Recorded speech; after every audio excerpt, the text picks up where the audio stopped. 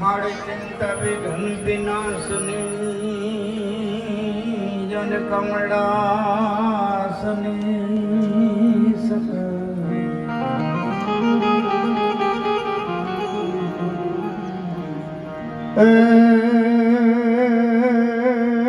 મારી વિસરે અથી હંસ વાહિની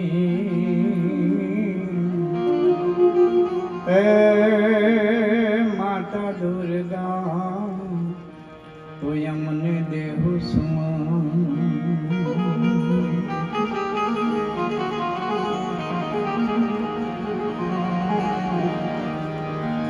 મા કુળદેવી કષ્ટ કાપજો મારી પ્રેમાણ કરજો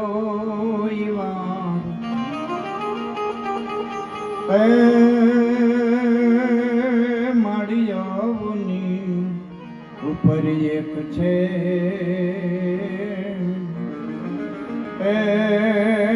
મને આપતણો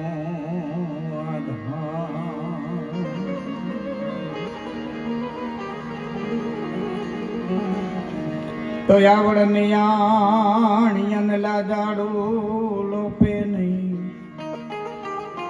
એ ભરે નહીં ડગલા ભાણ એ તો કામને કશપરાવું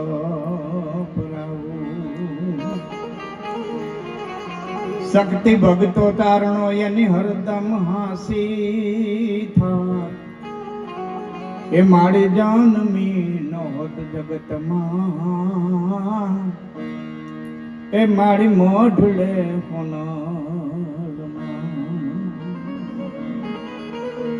એવી જગદંબા સોનલના ગામે કાઠડા ગામની ધરતી ઉપર માં આવડના મંદિરની પ્રાણ પ્રતિષ્ઠા મહોત્સવ એમાં જ્ઞાતિ ગંગાની સમક્ષ મને ઉપસ્થિત થવાનો મોકો જે આ સમિતિએ આપ્યો, સર્વપ્રથમ તો એ સમિતિનો હું ખૂબ ખૂબ આભાર માનું છું.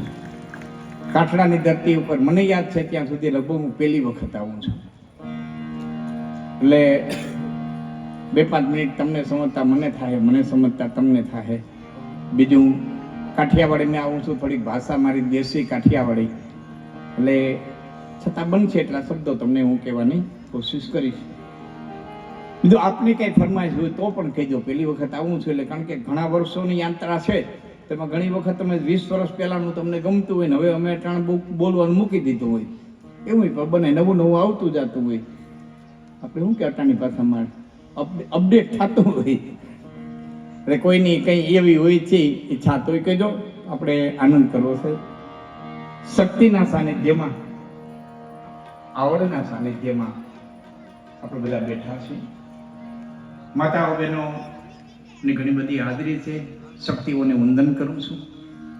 વડીલો, મિત્રો, આગેવાનો, દિલીપ દાદા અહીં પણ આવ્યા હતા. રોકાણા કે નથી રોકાણા મને ખ્યાલ નથી, એને પણ જે નામ કહું છું, જે વડીલો મિત્રો છે એને પ્રણામ કરું છું. ભાઈઓ બધાને હું જય માતાજી કહી અને મારા વક્તવ્યનો પ્રારંભ કરું છું. પ્રાણ પ્રતિષ્ઠા મહોત્સવ છે. આપણે અહીંયા 2 પ્રતિષ્ઠાઓ છે,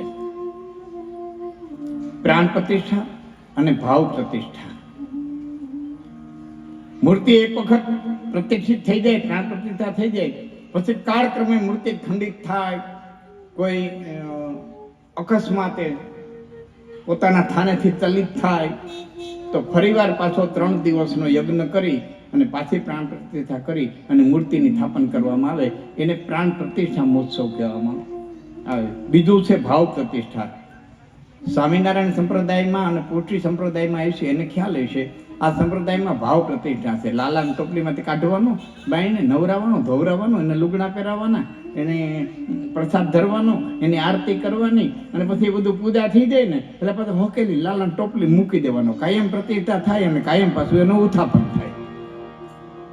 આને ભાવ પ્રતિષ્ઠા કહીએ. કારણ કે આપણે ભાવ પ્રતિષ્ઠામાં જીવનારા છીએ. આપણો માર્ગ છે ને એ ઉપાસનાનો માર્ગ છે. આપણો માર્ગ સાધનાનો નથી.